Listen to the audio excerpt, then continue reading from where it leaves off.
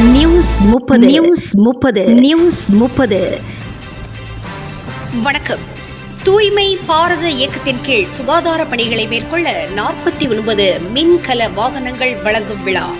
தென்காசி மாவட்டம் ஆலங்குளம் ஊராட்சி ஒன்றியத்துக்குட்பட்ட 16 ஊராட்சிகளுக்கு தூய்மை பாரத இயக்கம் 2023-2024 திட்டத்தின் கீழ் ரூபாய் 1,22,50,000 மதிப்பீட்டில் சுகாதார பணிகளை மேற்கொள்ள 49 மின்கல வாகனங்கள் வழங்கும் விழா ஆலங்குளம் ஒன்றிய அலுவலக வளாகத்தில் நடைபெற்றது.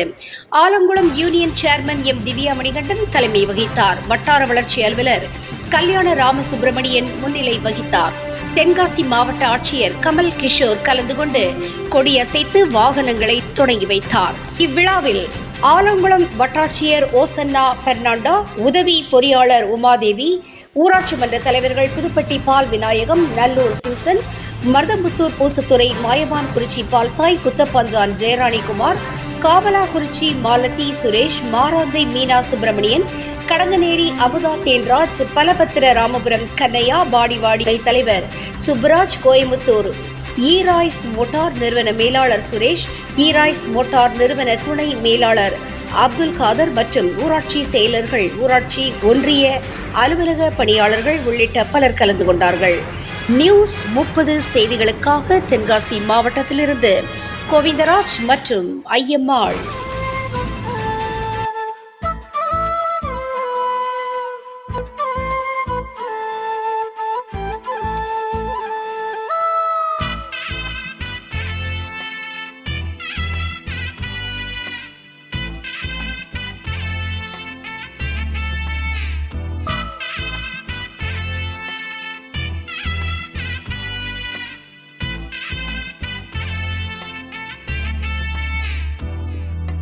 காலை மாலை நடு இரவும் சுத்தம் காப்போம் நாமே, சாலை வீடு பொது இடமும் அழகாய் வைப்போமே.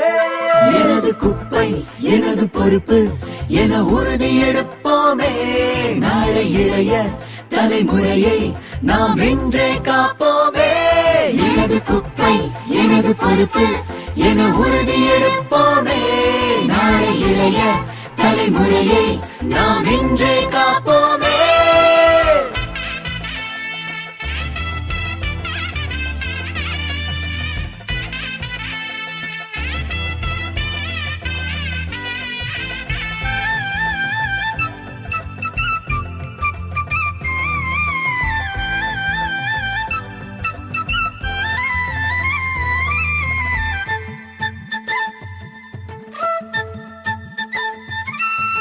மக்கும் குப்பை மக்கா குப்பை பிரிச்சு போட்டா நலமாகும். மக்கா குப்பை மண்ணுக்குள்ளே கலந்து போனா விஷமாகும்.